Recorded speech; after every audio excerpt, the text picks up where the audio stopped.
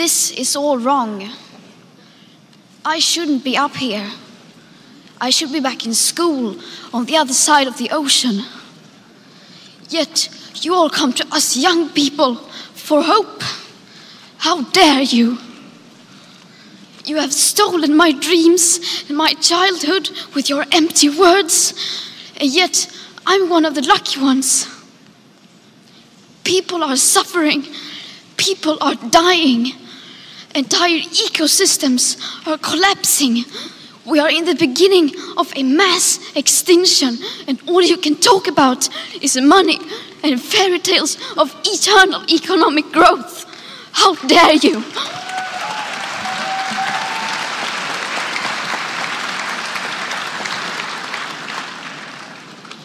For more than 30 years, the science has been crystal clear. How dare you continue to look away and come here saying that you're doing enough when the politics and solutions needed are still nowhere in sight? You say you hear us and that you understand the urgency. But no matter how sad and angry I am, I do not want to believe that. Because if you really understood the situation and still kept on failing to act, then you would be evil, and that I refuse to believe.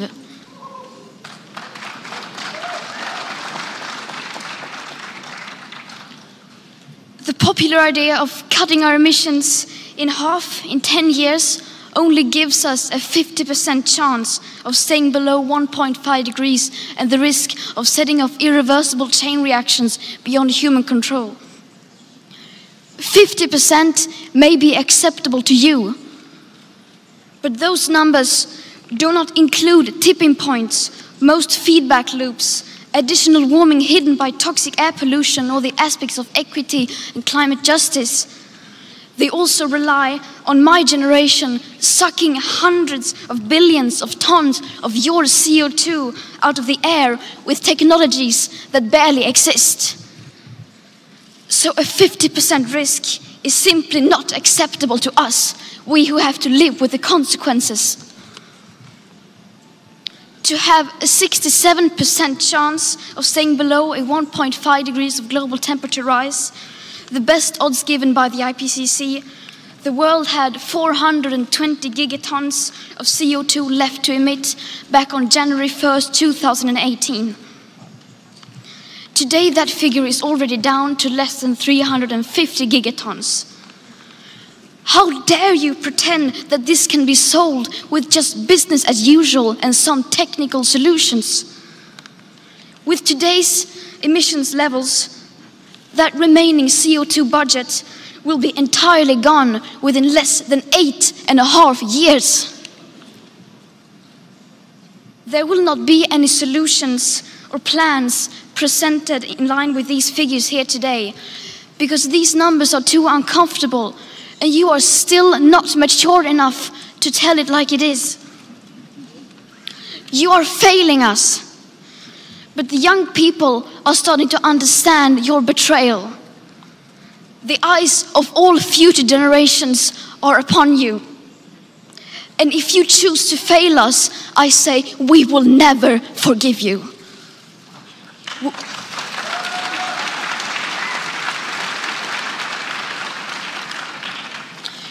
We will not let you get away with this. Right here, right now, is where we draw the line. The world is waking up, and change is coming whether you like it or not. Thank you.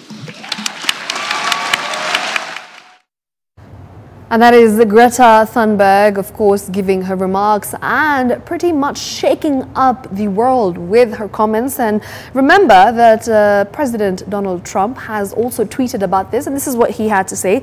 So he says that she's a very happy young girl looking forward to a bright and wonderful future. So nice to see. And of course, this did not go down well with netizens on Twitter. And of course, they went on to say that you have no right to mock this young girl. by calling her a young-looking girl and saying that she has a bright future when she really is just a girl who is trying to make a change. We also had another netizen who had a lot to say with regards to her comments and, of course, criticizing her. And this one is from a conservative commentator, that's Michael Knowles, who called the 16-year-old girl Swedish activist and said that she is a mentally ill Swedish child. And this was on Fox News. And believe you me, this did not go down well again with people on Twitter. And they went to mock this tweet and they said that you have no right to comment anything about her mental state. And of course, she's just an environmental activist who is trying to make a change with regards to climate change. And of course, we'll be giving you more details on that particular story in our subsequent bulletins. But for now, let's take you back to what's happening in Parliament, where the National Assembly proceedings are currently ongoing. This is with regard to the Employment Amendment Bill 2019. Let's listen in.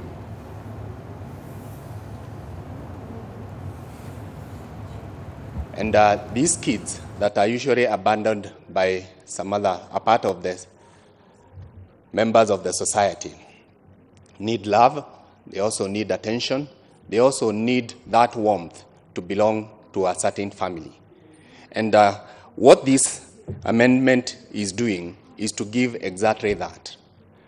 In a situation whereby, in a natural birth, we always ensure that the kid and the mother and the parents have enough time to bond. We should extend the same to those parents who are ready to adopt such kids. Mr. Speaker, it is also important to note that in Kenya, very, very many kids are being abandoned day in, day out.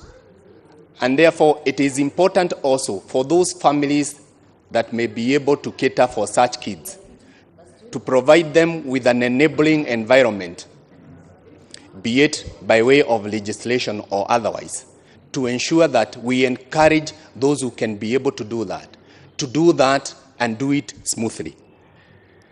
Adoption also is a factor that encourages those families that may not be able to get kids through a natural method, either because of some biological defect or otherwise, or because maybe we have a dynamic society that believes that adoption is the best method of having kids. So it should be looked at from a different angle to ensure and encourage those who may want to go that alternative route to have it. Mr. Speaker, once you adopt a new kid, once you have that kid in the family, it means that these are two different human beings. And in a situation whereby it's a natural birth, there is always that blood attraction. These are two individuals from different backgrounds, from different blood lineage. And therefore, it is important that we give them enough time to bond.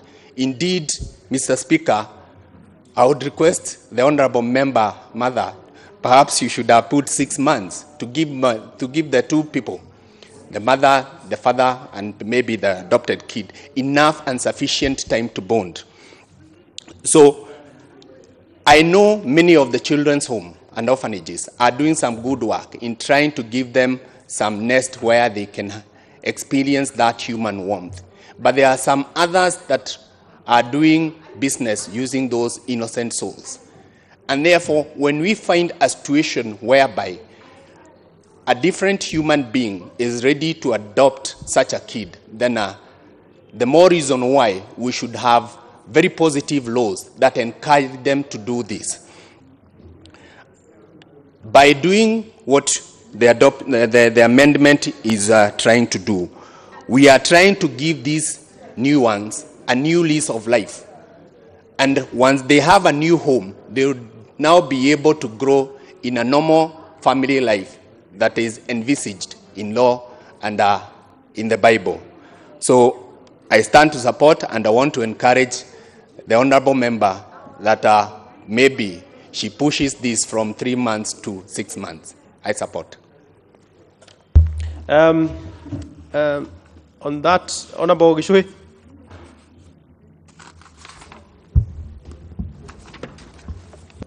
Thank you, Mr. Speaker, sir.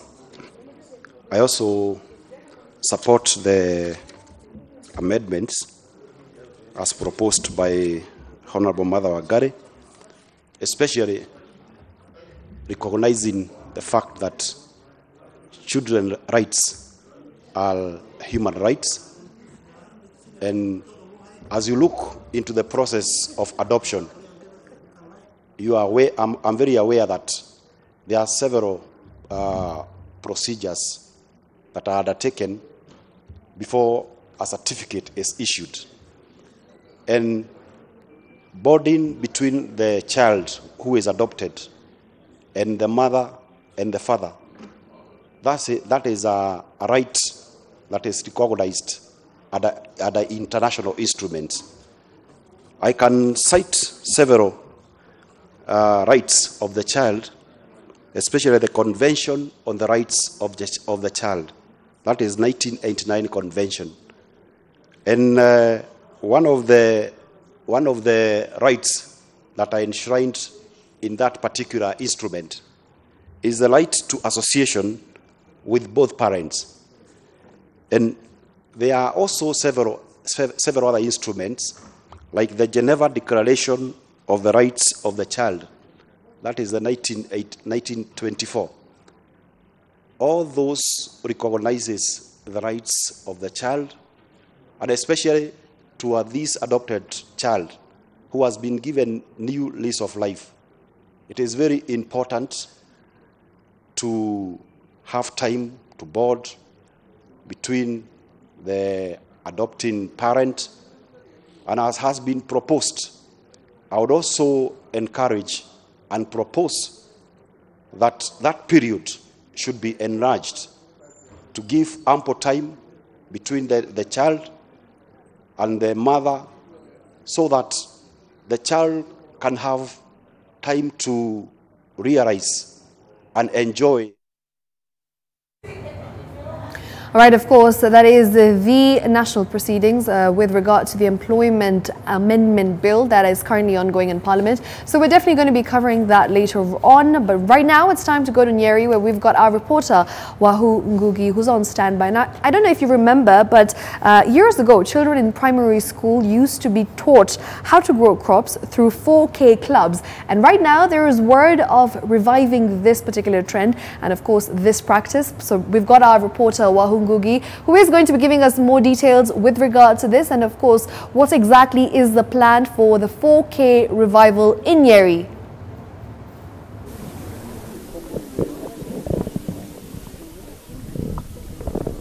Well, thank you very much, Shiksha. As you've said, it's true. It's a kind of revival of the 4K club where students get into the shamba with jembes and just dig. And we are in the Gori Primary School, which is in Nyeri constituency. I understand it's not in Teto, but it's in the border of Nyeri and Teto constituency, and that's where this program is taking place under the Nestle Healthy for Kids. So, Shiksha, without saying so much about that, I want to talk to the CSO of Education in Nyeri County, and maybe as you explain to our viewers, where did this idea came from, and have this one taken place in any other school apart from Idhinguri?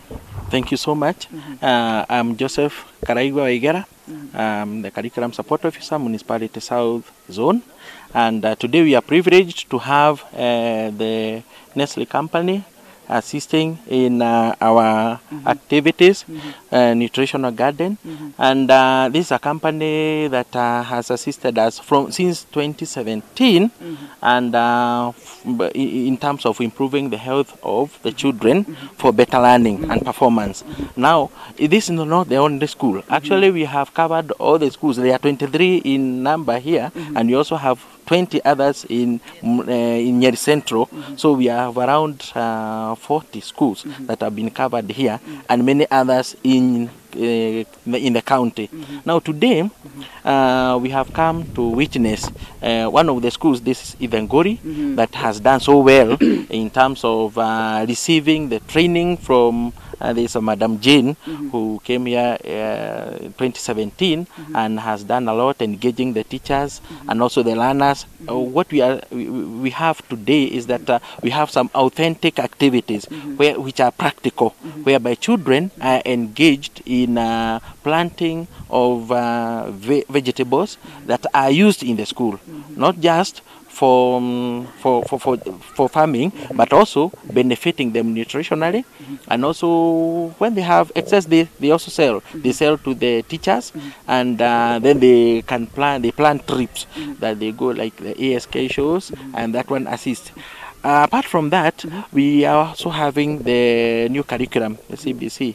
So the Nestle company, with these activities, children are able to do practical activities that will assist them. They also escalate them to their homes. When they go home, they also practice for parental engagement and community service learning. They also assist because of the core competencies that they need to have. They build the abilities. So we can say that this is a very good activity that can be used generally to all other parts of Kenya, whereby we can be able to improve the health of the kids, because a hungry child cannot learn, and without nutrition it affects the performance and cognitive development. Thank you. Thank you. And maybe to the next person, Shiksha, maybe introduce yourself, and then I understand that yesterday, or rather, you were in Meru. Yes. And now you're in Nyeri as Nestle Kenya. What other counties are you planning to visit on the same practice? Okay, thank you very much. My name is James Ojiambo. I'm in charge of corporate affairs at Nestle. I'm the one coordinating this program nationally. Yes, you are right. We were in Meru yesterday. We launched a similar program. And today we are here. We have the program, first of all, this is part of the Nestle Healthy Kids program, which we launched in 2010. It's about educating children, our young children, introducing them to good habits in terms of nutrition, balanced diet, and generally healthy lifestyle. So far, this program is in 8 counties in Kenya, starting from Nairobi, we're in Kakamega, and we're in quite a number of counties in central Kenya. And the program involves, of course, as I mentioned earlier, training the children in terms of nutrition, education. And then, as you saw in the classes, we provide the materials that the teachers use to aid the learning on nutrition.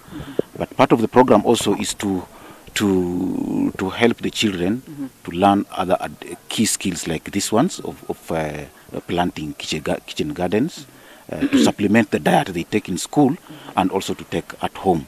Yeah, because some of sometimes these crops they harvest here are given to take at home, and also as they do that, we also encourage them to take seedlings and plant at home. So this is not just an activity for the school. It's supposed to go beyond the school and into the communities.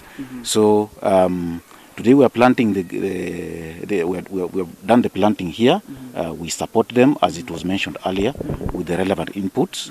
But apart from here, we are also planting similar gardens in Western Kenya, and also in Nairobi, in Kiambu, and various other counties, as I mentioned earlier. Thank you very much. And maybe Shiksha, to the last person, and that is the head teacher of Videnguri Primary School. Maybe, sir, you start with your name, and then how is CBC program taking in, and how are these pupils understanding, or rather embracing these things? Okay, my name is David Wabugo, and I'm the head teacher in the Gori Primary School. Whatever we are doing today is part of what they are learning in class in the CBC, or the new curriculum, and the pupils are very much willing. The other time they went to do the cleaning in the market, and this now time they are doing the planting of these vegetables, which they are using in their feeding program. We have a feeding program in school where we are provided with beans and maize, so we want to have cabbages and sukuma wikis and spinach so that we can be able to enrich the lunch. The kids themselves, they come with the materials from home. Sometimes they carry manure. They also carry the watering cans, and they also have the motivation, because whenever they come in the morning, they are supposed to ensure that the plants are watered, and they also do it maybe in the evening before they go home. So it is an exercise which they are enjoying, and they are also doing it with a lot of energy, because maybe some of them are not doing it at home. Yes. Thank you very much. Shiksha, you've heard that is the head master of Ithengori Primary School, and you understand the students carry manure every morning and water from home, and that is true. I also used to carry manure because I did this kind of thing when I was in primary school. So Shiksha, if you don't have any question for now, let's the students continue doing whatever they were doing. Take it back to you in studio from Nyeri County. I'm Wahungoge. Thank you so much, Wahungugi, for that update from Nyeri. Of course, she has been giving us more details with regard to the 4K Club. It's the revival, and of course, it existed in the 1990s, that is the early 1990s, where students used to practice farming, and the school used to actually get income out of this practice. And of course, there is news and there is word that it might just be revived now in Nyeri, and that's what Wahungugi has been covering. Well, for now, it's time to take you to the touchscreen, where we're going to get some feedback with regard to what you've been saying on social media. At K24 TV is where you're going to find us. Remember to hashtag K24 Daily Brief, and of course talk to us. And for now, we're going to be giving you a feel of what has been going on the streets of social media, starting off with Twitter and taking a look at what has been said. Now remember, this is in line with Greta Thunberg. Now remember, she has been talking about climate change, and her speech during the 74th UN General Summit really got everyone talking, and of course this went viral, and we also played it earlier on right here on the Daily Brief. So let's see what people have to say. So that's at official Mark Law, who goes on to say, what an incredibly brave, passionate and correct young woman hashtag Greta Thunberg is. We've got another one there from at Steely Dandy, who says, imagine how great she would make America if she were president. We've got another one there from Peter Obono, who says, mocking a young girl for standing up for climate, the environment, progress. Her interest in this global world is unforgivable. We've got another one from at Sweet Girl, who says she is an amazing young lady. She's a wonderful role model for so many young people. And just in case you had no idea, she's actually leading 150 young adults and adults around the world to protest and demand for action when it comes to climate change. And of course, we've got another one there from at J. Ray Price, who says, it's so sick that our POTUS picks on a teenage girl, a girl that is speaking the truth to power, trying to actually bring about climate justice. And moving on, another one there from at Simon Life, who says, I love Greta. I love her spirit, her face expressions, her courage. She's doing exactly what she was put on this earth to do. And that's Dixon, who says he wished her well and said she's nice. What's the problem? Now, he's talking about the tweet that Trump posted on his Twitter account, and he said that she is a sweet, nice young lady and he wishes her well. She has a bright future. So, of course, a lot of people misinterpreted this tweet, and some went on to say that he was mocking her, while others said that what's the problem in that tweet? At Craft Boy, who says, what? We are now looking to a 16-year-old to tackle our problems. Well, when the 16-year-old has a voice like Greta, then I guess you have to take the most of that particular occasion. We've gotten the last one there, who says, doesn't he have better things to do? That doesn't suit him at all. So the fact that he was being